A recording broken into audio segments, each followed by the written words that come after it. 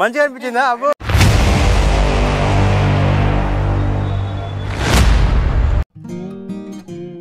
Hi friends, అందరికీ నమస్కారం. నేను మీ శివకుమార్ జాదవ్. ప్రస్తుతం మనం బెజ్జంకి విలేజ్ లో ఉన్నాము.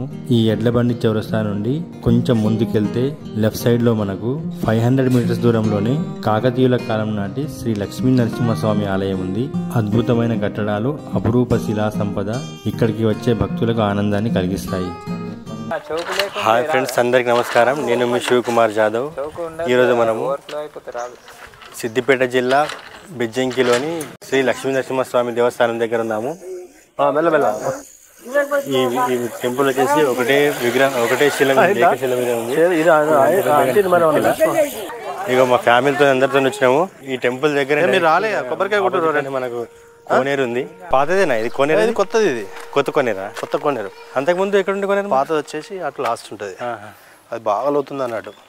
అది లోతుందని చెప్పేసి అటు కొంచెం ఇద్దరు క్లోజ్ చేసి అదే పేరు క్లోజ్ చేసి ఇక్కడ మళ్ళీ కొత్త కోనేరు కట్టారంట. మంచిగా ఉంది విగ్రహం. మొత్తం ఒకటే శిల మీద, ఒకటే విగ్రహం, మొత్తం ఒకటే ఏకశిల. ఏకశిల ఏం కూడా ఎప్పుడు రాలే. కోనేరులో కాలు కడుక్కొని మొత్తం మా ఫ్యామిలీతో వచ్చినాము. మా బాబాయ్ వాళ్ళు ఇక్కడనే ఉంటారు. అది జాతర టైంలో పబ్లిక్ బాగుంటారు కదా, మొత్తం ఆల్మోస్ట్ అంతా నిండిపోతుంది. మొత్తం నిండిపోతుంది జాతర. ఈ ఖాళీ ప్లేస్ మొత్తం నిండిపోతుంది. కొంచెం కూడా ప్లేస్ ఉండదు. కోనేరు దగ్గర ఉన్నాం కదా, ఆ కోనేరు నుంచి మనకి స్టేట్ ఇది టెంపుల్కి ఎంట్రెన్స్. ఇక్కడనే నాగదేవత విగ్రహం ఉంది ఒకటి. ఇదేమో మెయిన్ టెంపుల్ ఎంట్రెన్స్. మన జాతర టైంలో దీని మీద దేవుడిని ఊరేగిస్తారు అన్నట్టు. ఊళ్ళో మొత్తం ఊరు మొత్తం దింపుతారు. ఓకే, దేవుడిని దీని మీద కూర్చోబెట్టి ఊరు మొత్తం జాతర టైంలో.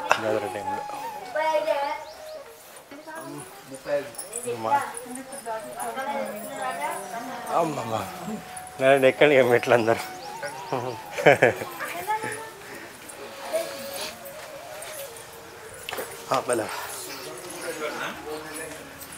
ఎంత పెద్దగా ఉంది అక్కడ గది ఉన్నా చూడు. అది పాలగుండం అంటారు. పాలగుండం వైట్ కనిపించేది. దాని లేదంటే మన కూర్మ అవతారం లెక్క తాబేలు ఆకారం వెళ్ళింది దాంట్లో. ఎక్కడ ఇప్పుడు ఈ గుట్ట కూడా సేమ్ తాబేలు ఆకారం ఉంటుంది పైన. మొత్తం పైన కూర్మ అవతారం అంటారు కదా, కూర్మ అవతారం అంటారు కదా. సేమ్ యాజ్ టీస్ తాబేలు ఇది. ఈ గుట్ట మొత్తం తాబేలు అవతారం ఉంటుంది.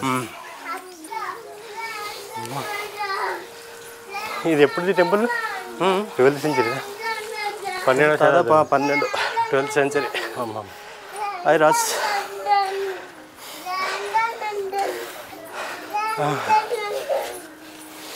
మెల్ల జారుతారు. ఉరుకుతున్నావు ఎలాగా ఎర్ర జారుతాయి మరి.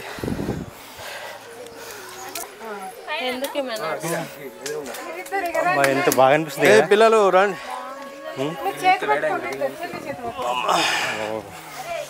సూపర్గా అనిపిస్తుంది టెంపుల్ అయితే. ఎంట్రెన్స్ కదా ఇది. లోపలికి వెళ్ళి పోవచ్చా? అట్లా ముందు నుంచి ఉందా ఎంట్రెన్స్? ఆగురే ఫోటో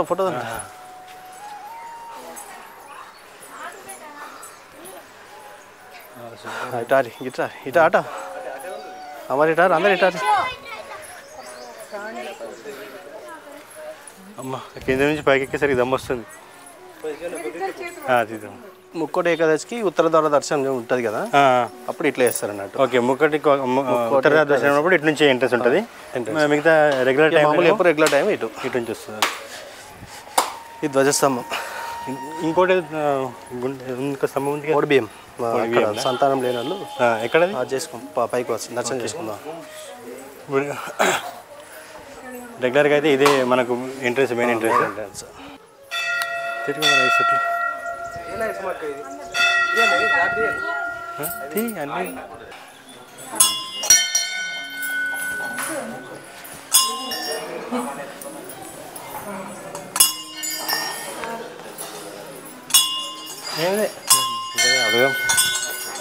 అడుగుదాం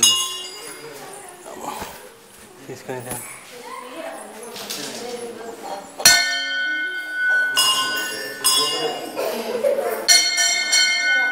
ఎంత మంచిగా అనిపిస్తుంది కదా ఈ విగ్రహాలన్నీ. రాత్రి ఇవన్నీ అప్పుడే సుమయ్యో ఎంత మంచిగా అనిపిస్తుంది కదా. ఈ స్ట్రక్చరు చాలా బాగుంది. పాత జై శ్రీమన్నారాయణ, జై శ్రీమన్నారాయణ, జై శ్రీమన్నారాయణ. ఇది ఒక 700 సంవత్సరాల క్రితం ఈ గుట్టపైన కొంతమంది తపస్సు చేసుకుంటూ ఉన్నారు. ఆ సమయంలో వారికి స్వామివారి కళలో వచ్చి ఈరోజు నేను ఈ గుట్టపైన వెలవబోతున్నాను నరసింహస్వామిగా అని వాళ్ళకి చెప్పాడు. చెప్పగానే వాళ్ళు తెల్లవారి వచ్చి ఆ గుండె దగ్గర చూసేసరికి ఆ యొక్క నరసింహస్వామి అచ్చు కనబడ్డది. కనబడగానే వాళ్ళు ఊళ్ళోకి పోయి అప్పుడు దొరలు ఉంటారు, పోయి ఆ దొరలతో చెప్పారు, ఈ విధంగా మరి స్వామివారు మీ గుట్టపైన వెలిసినాడు అని చెప్పగానే ఆ దొరలు కూడా ఊరవానందని తీసుకువచ్చి చూస్తే అక్కడ అచ్చు కనబడ్డది. కనబడిన తర్వాత అప్పుడు ఈ దేవస్థానం కట్టి తర్వాత ఒక మూల విగ్రహాన్ని తీసుకొచ్చి ప్రతిష్టాపన చేశారు. అయితే చైత్రమాసంలో బ్రహ్మోత్సవాలు జరుగుతూ ఉంటాయి. బ్రహ్మోత్సవ కారణంగా అప్పుడు ఉత్సవ విగ్రహాలు ఊళ్ళో ఉంటాయి. ఎందుకంటే ఇక్కడ సేఫ్టీ లేవని ఉత్సవ విగ్రహాలన్నీ ఊళ్ళో ఒక గుడి కట్టి ఊళ్ళో పెట్టారు. ఈ జాతర సమయంలో చైత్రశుద్ధ సప్తమి నాడు ఆ ఉత్సవ విగ్రహాలను కొండపైకి వేంచేపు చేస్తాము. ఆ తర్వాత సప్తమి, అష్టమి, నవమి 3 రోజులు అధ్యయనోత్సవం జరుగుతుంది. తర్వాత చైత్రశుద్ధ ఏకాదశి నాడు స్వామివారి కళ్యాణం అంగరంగ వైభవంగా జరుగుతుంది. అన్ని విగ్రహాలకు చిన్న చిన్న విగ్రహాలకు కూడా కొన్నిటికి తలలు తీసేసారు, కొన్నిటికి చేతులు తీసేసారు. ప్రతి విగ్రహానికి అక్కడ ఇక్కడ మొత్తం అన్ని విగ్రహాలకు ప్రతి చిన్న చిన్న విగ్రహాలకు కూడా అన్ని కొన్నిటికి తలలు తీసేసారు, కొన్నిటికి కాళ్ళు అన్నీ ఇలా తీసేసారు.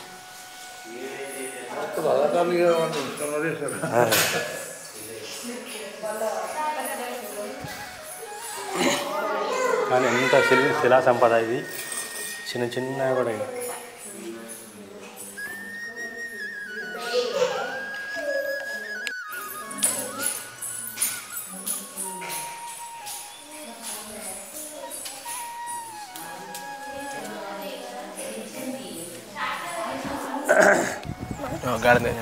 విగ్రహం బండ మీద అక్కడ ఒక విగ్రహం ఉంది, అక్కడ ఒకటి ఉంది. అక్కడ పైననేమో అండాల స్థూపం ఉంది. ఆ అండాల స్థూపం దగ్గర కూడా వెళ్దాం మెల్లగా.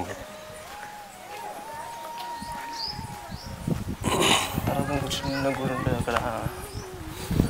ఎంత పెద్ద పెద్ద రాళ్ళతో కట్టినది కదా, చిన్న చిన్న మొత్తం రాళ్ళ మీద ఉంది. సుమక్క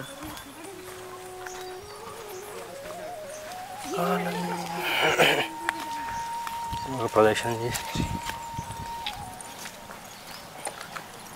ఇట్లకి మంచిది. గాడికి ఒక్కసారి గిట్టి దింపితే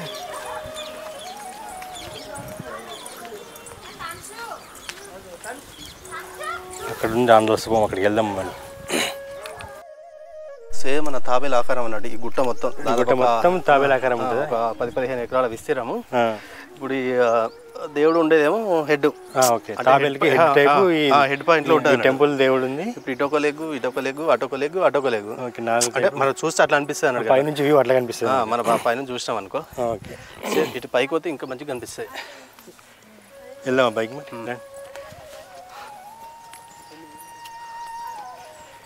ఇదే ఇప్పుడు ఆయన చెప్పిన ఆండాల స్తంభం ఇదే అంట.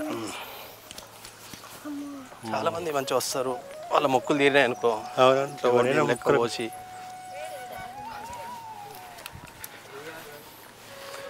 ఏంది ఆండాల స్తంభం? వల్లుబండ ఆండాల స్తంభం, దీన్నే వల్లుబండ అంటున్నట్టు. వల్లుబండ ఆండాల స్తంభం. ఈ ఆలయ ఆవరణలో 30 అడుగుల ఆండాల స్థూపం ఉంది. సంతానం కోసం ఈ స్తంభానికి చీర కట్టి వడిబియ్యం పోసే ఆచారం ఇప్పటికీ కొనసాగుతుంది.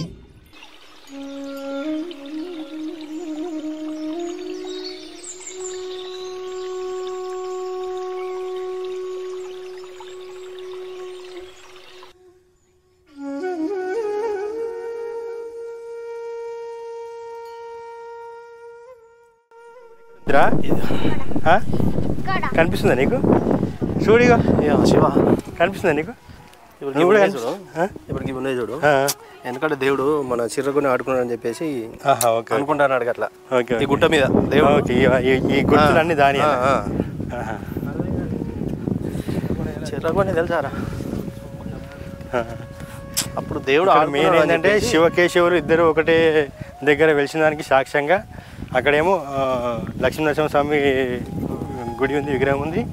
ఇక్కడేమో శివుడి విగ్రహం ఉంది. ఇక్కడ శివుడు ఈ చిన్న గుడిలో ఈ ఆండాల స్తూపం పక్కనే ఉంది. ఇది కూడా ఈ ఆండాల స్తూపం ఇక్కడ ఉంది, ఇక్కడేమో ఈ చిన్న టెంపుల్ ఉంది. ఈ శివలింగంకు ఇక్కడ ఉంది చూడండి. ఇవన్నీ అప్పుడే కాకతీయుల కాలం లాంటిదే కదా అంతా, అప్పుడుగా కట్టిన కూడా ఇది.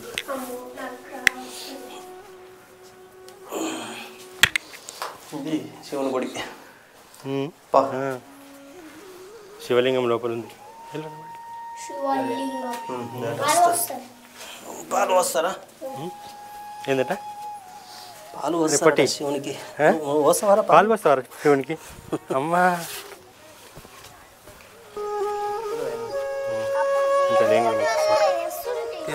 ఇంతే పట్టుకో.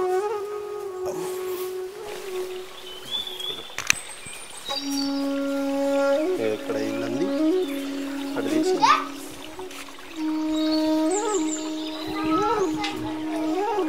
ఎట్రా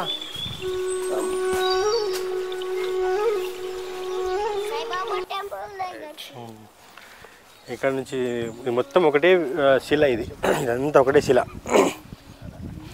ఈ ఒక్క శిల మీదనే ఇక్కడ ఇదా దిల్చేప్ బండనా అంటే ఏంద్ర అది? ఓకే లవ్ గుర్తుందా? పచ్చని పొలాల మధ్య మంచి పబ్లిక్ ఉంటారు ఇక మనకు.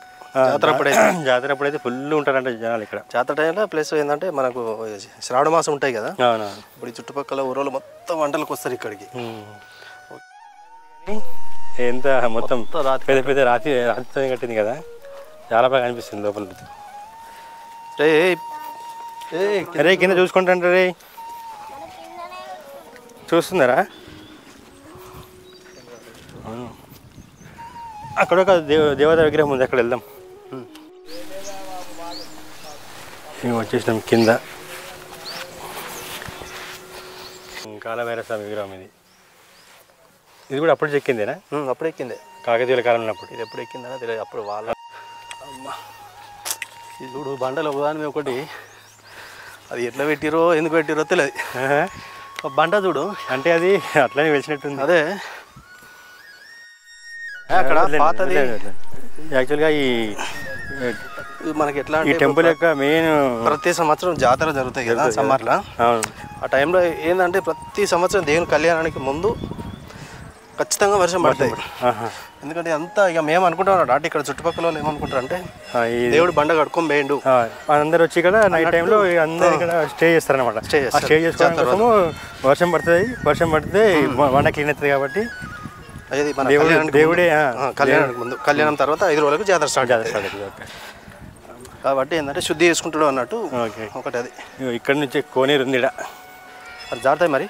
నేను కోనేరు గిట్ట ఇంకొంచెం గిట్ట వస్తే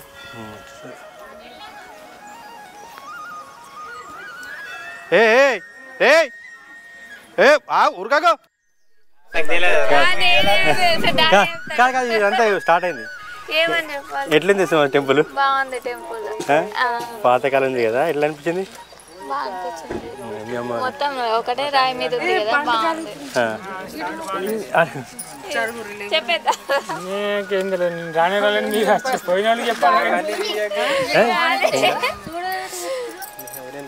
ఎట్లా ఆదిగాడు సిగ్గుపడుతుండు. కాదు నువ్వు చెప్పరా పుట్టాడా? నువ్వు యూట్యూబ్లో వస్తా చెప్పరా? నువ్వు మంచిగా అనిపించిందా? అబ్బో నీకు పొట్టి ఇక మైసూర్ అడుగు అందరూ ఎట్లా అనిపించింది? నీకు ఎట్లా అనిపించింది చెప్పు.